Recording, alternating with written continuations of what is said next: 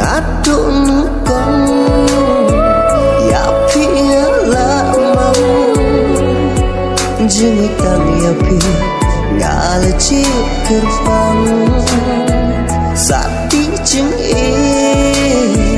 happy ngat pendeng cerita jeng trong ni kam nhai nes kam uya jeng ngale no panswa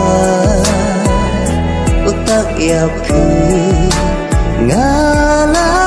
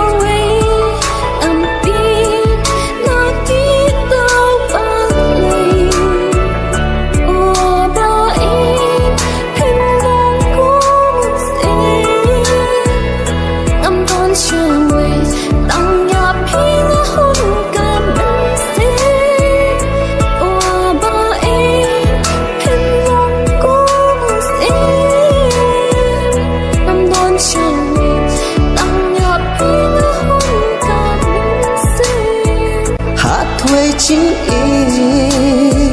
arut ngin ya jing ik banula kan ne shilante kisi saka epa ba ik pi kwa malo ngala de purato na dong shadow uya jing ngale no panswa utak ya pi ngalara